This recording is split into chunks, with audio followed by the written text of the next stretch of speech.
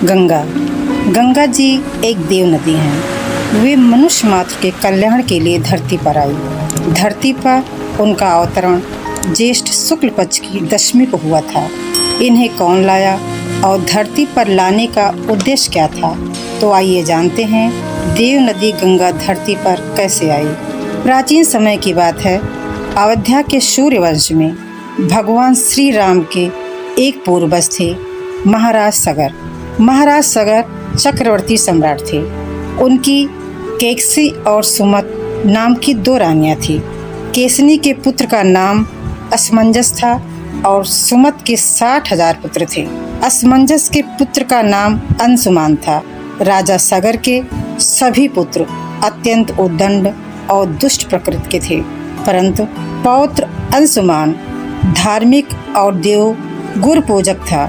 पुत्रों से दुखी होकर महाराज सगर ने असमंजस को देश से निकाल दिया और अंशुमान को अपना उत्तराधिकारी बनाया।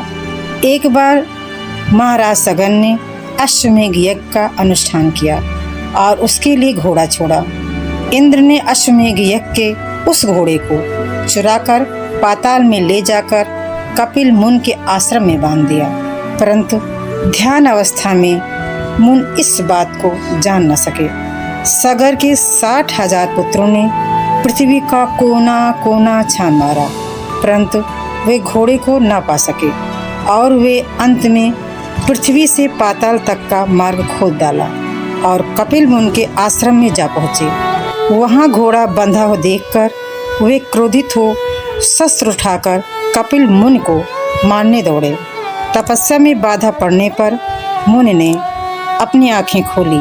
उनकी तेज से सगर के 60,000 पुत्र तत्काल भस्म हो गए। गरुड़ के द्वारा इस घटना की जानकारी मिलने पर अंशुमान कपिल मुनि के आश्रम में गए तथा उनकी स्तुति की।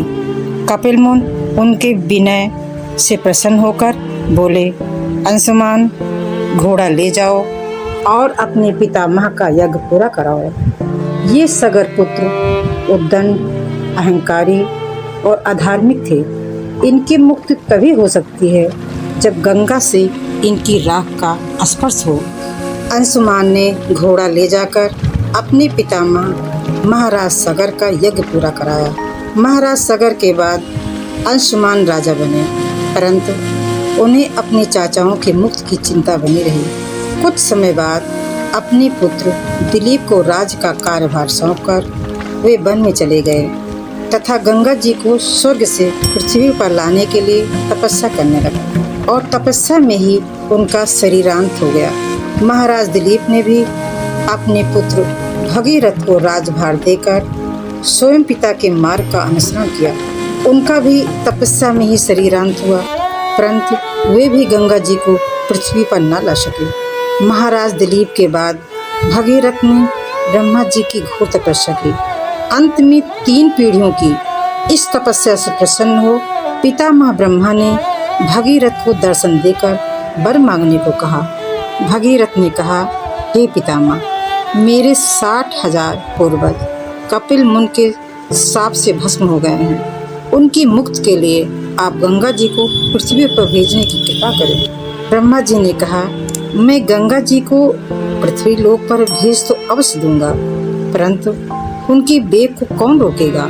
इसके लिए तुम्हें देवादिदेव भगवान शंकर की आराधना करनी चाहिए। भगीरथ ने एक पैर पर खड़े होकर भगवान शंकर की घोर आराधना की। उनकी तपस्या से प्रसन्न होकर भगवान शिव ने गंगा जी को अपनी जटाओं में रोक लिया और उसमें से एक जटा को पृथ्वी की ओर छोड़ दिया। इस प्रकार गंगा जी पृथ्वी की ओर चली। अब आगे आगे राजा भगीरथ का रथ और पीछे पीछे गंगा जी थी।